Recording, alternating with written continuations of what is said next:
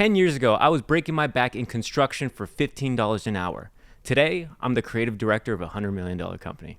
And here's exactly how it happened.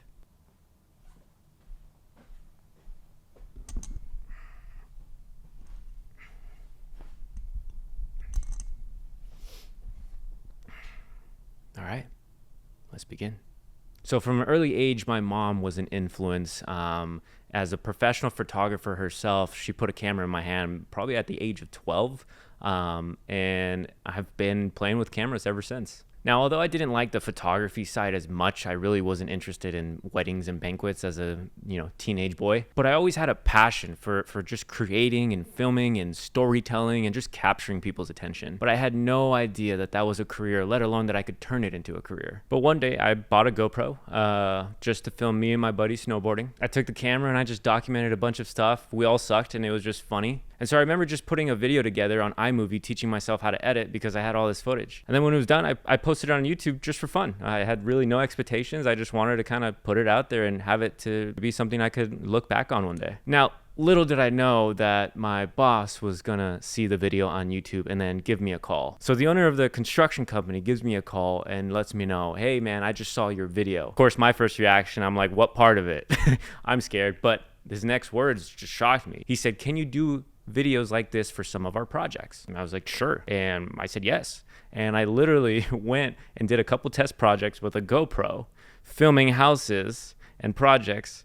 And then from there, they ended up contracting me for 13 more. And in my head, I was mind blown that people would even pay me to do this. So that's when I knew I had to make a choice. Shortly after that, I ended up quitting my construction job and betting everything on media. So I started my own company called Zollage Productions. And that first year of business, let me tell you, was nothing but this. Roller coaster after roller coaster after roller coaster. I'd be super busy one month and completely dry the next month, to the point where I was like, is my phone off or what's going on? Like, something must be broken. And it got to the point where I was so stuck in working in the business and on the business, and I wasn't getting enough clientele when I was so busy just fulfilling all those services. And so I was tired of the inconsistency of business. So I made a non-negotiable to message 30 people a day that I wanted to either work with or learn from. And after 8 months of doing that every single day, nonstop, I probably ended up sending thousands of DMs that most of which never got opened, but it did get me some traction. It did get me going in business. I started flying. I flew to Hawaii for the first time for a first gig with a guy from Ty Lopez's team.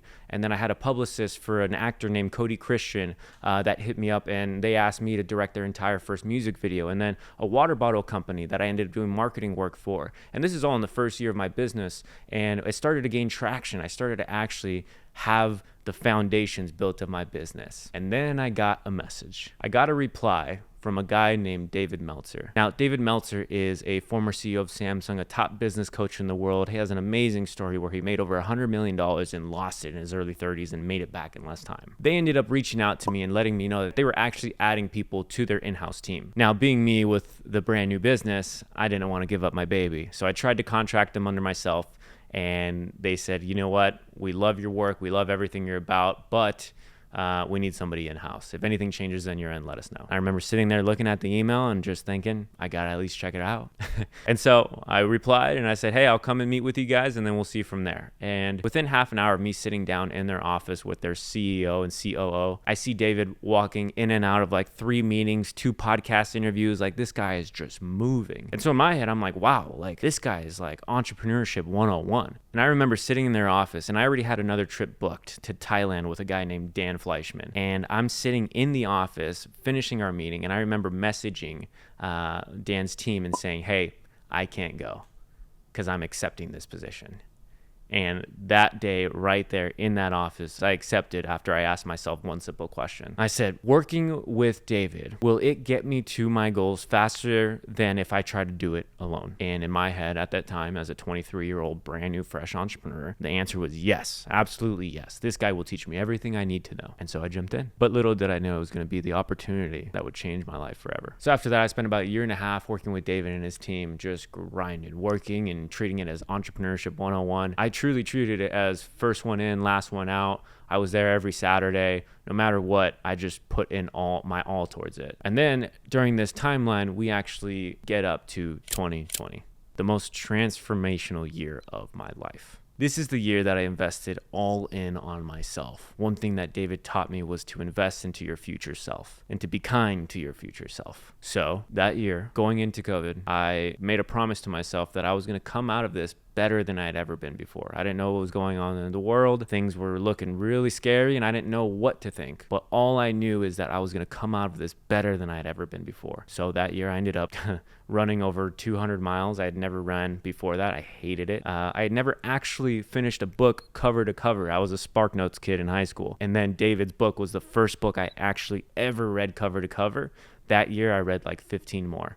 I journaled over 200 times. I forced myself to document myself on camera every single day as a non-negotiable because I wanted to get good on talking to the camera. Every single day I meditated. I meditated over 100 hours that year. Over 200 times I journaled as well. It was just such a transformational year of investing in myself. I was probably the happiest I'd ever been, right? Nothing in my life changed but my perspective, but yet everything felt different. I felt like I was alive for the first time in my 23 years of being on this earth. And during that time too, David was a huge inspiration to me. We would chat almost every single day on the phone, and he is still a mentor to me to this day. I can still call him, and I've been to his daughter's graduation party and his family, and like that's a relationship that will be priceless for a very long time. Now, speaking of relationships, shortly after all this transformation, I got the bug and the inspiration to get back into business. I ended up getting an opportunity with a guy named Ed Mylett, who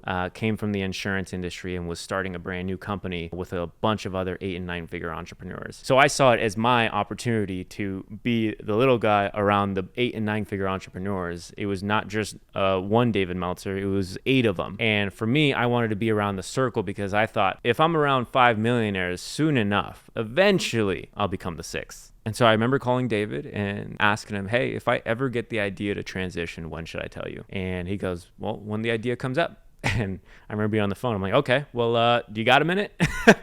And he goes, hold on, and we talk it through. And I was very honest with him. I told him like, hey, I'm very inspired by you. I want to speak on stages. I want to be the guy in front of the camera. I want to own businesses. I want to grow. I want it all. And he agreed with me. He's like, I knew you weren't going to be here forever doing what you're doing. I saw it. And he helped me to transition out. He connected me with Ed Mylett's team outside of that and helped me to transition all the way through. I'm so grateful for the fact that even though he was losing a person on his team and he knew that it would hurt him, he still did what was best in my interest and treated me so well during it. But it was the phase I needed to step into. I went into sales and insurance for 2 years, and I actually left media. But I didn't stop media. I ended up branding myself, using all my gifts and skills to launch my own podcast, to start my own personal brand. I had videos that were doing over a couple million views, and I had our podcast that did top 100 in personal development and education in its first year. I ended up having David Meltzer on my podcast later on. So I ended up spending the next 2 years in insurance. Things were going great. I scaled a team of over 25 agents. I was speaking on stages of over 2,000 people. I was at Ed Mylett's house receiving personal mentorship and coaching from him. Things were going great. Then me and my business partner moved into a brand new office and then a brand new apartment,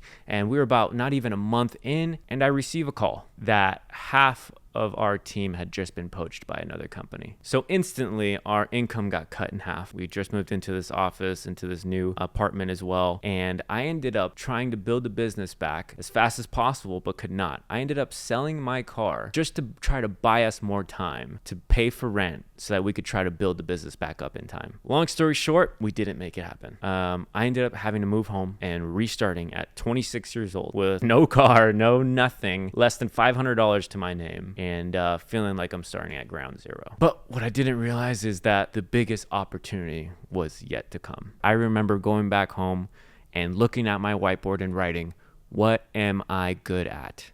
I wanted to start where I was naturally good at. Sales, although I'm so grateful that I have the skill now, sales to me was like a fish trying to climb a tree. It was so unnatural to me. I'm a creative. I'm a introvert at heart, and like I can be best friends with my computer. Sales was not it for me. Again, I preface, I'm so grateful that I was able to learn and do the reps and follow my face so that now I have that skill. Just saying. So during my David Meltzer days, I got to meet a guy named Jeff Fenster, who was a mentee of David. Their moms were best friends growing up. They're basically family. Jeff and I maybe shook hands once years prior when I was with David, and then years later we ended up reconnecting through Instagram. And I remember him just saying, hey, he's looking for somebody, and I replied and I said, I don't know if you remember me, but we met during my Meltzer days, and I'd be interested to learn more. And his next message was, can you be at my office at 9 a.m. on Monday? And so my answer was yes. Fast forward, I sit down with Jeff in the interview process, and I wasn't even really sure yet what I wanted, because I knew I didn't want to go back to an editor position. That's just not what I wanted. I wanted to do so much more than that. So I wasn't even really sure if this was the right position, this was the right job for me. But sitting down with Jeff, we quickly realized that we had a lot of aligned values, a lot of aligned mindsets on things. And he was looking for someone to quarterback his entire brand, and I was looking for a project to dig my teeth into. And it had to be that way. Otherwise, for me at the time, more than my business failing, the next failure to me was getting a job. That was even worse. As an entrepreneur, that is the ultimate failure in my head at the time. Funny being now, what I was avoiding ended up being the thing that opened the door to everything else. Funny how that happens. So since that conversation, we hit the ground running. Over the past 2 years, we've been able to attract an audience of over 30 million people, over 1 million downloads on our podcast. I now travel over 100 days a year. I've been able to do 4 New York Times Square billboard campaigns. Worked with some of the top athlete, entrepreneurs, influencers, entertainers in the world. Been able myself to close multiple 6-figure deals. But here's where things really started to change. I just felt it on my heart to help the me 10 years ago. Specifically, I got the inspiration when my little sister came to me at the beginning of this year. And she's one of those kids that growing up, she always knew what she wanted to be. It was annoying for me because I was the kid who never knew what he wanted to do. I remember growing up, she always wanted to be in the medical field. It was her thing and everything, but it wasn't until the beginning of this year where we had a talk. And through this talk, I think she was realizing that she had never allowed herself to dream outside of what she had thought her entire life. And now her taking that perspective, even getting into college, she wasn't sure that she was on the right path. So when she talked to me, I asked her a few questions about what is she passionate about? What does she love to do? And she started telling me she loves to create. It is her favorite thing to do. All her friends come to her when they want to do birthday videos and little fun recap stuff. They come to her to make it. And she's lighting up over the phone telling me how much she loves it and how much she enjoys it, and she would just love if she could just do it all the time. And I'm sitting there like, girl, you know what I do, right? So that's when the light bulb went off. How quickly could I train her in 90 days or less to get her first gig? It took us less than 30 days and over $1,000 for her first gig. Since then, she's done my best friend's engagement photos and multiple other gigs. And now she's really starting to get her foot out there, trying to land a potential position with a hotel or wellness company. So we've been helping her out there. But that was the initial spark to what drew me of wanting to help the young creators, the solopreneurs, the solo creators that are trying to keep up with today's content demands and just can't. But here's the cool thing about today. With AI and tech, every solopreneur, every solo creator has the ability to compete with any size team in the world with just one person. Currently, single-handedly, and this is crazy to me still that I can say this, without any outsource, without any help, single-handedly, I can produce over 460 posts a month. Between pre-production, production, copywriting, scheduling, and post-production, everything. Design, photos, video, written, all of it, one person. And I remember when I was starting with David and the days where I had to hand caption and write every single subtitle one by one by one. The most I could ever do in a day was 3. That was knuckle bleeding work just to get the videos done. And so I started to almost templatize and repackage everything that I've learned over my past 10 years about branding, distribution, scaling brands, marketing, funnels, everything you can think of. I wrapped it up, templatized it, and put it together so I could give it to my sister. But then I realized she's not the only one who needs this. See, because back in the day, 10 years ago, it was okay to have just a videographer or just a graphic designer or just a photographer. But in today's age, you need to be able to do all of it. You need to be a Swiss Army knife of content. And that is why I actually started the Swiss Creator Academy, where I'm helping solo creators and solopreneurs dominate in their industries by simple foundations, principles, systems, and AI. So my whole goal with this academy is to empower the solo creator and the solopreneur, dominate against any media teams in any industry. And why specifically solo creators and solopreneurs?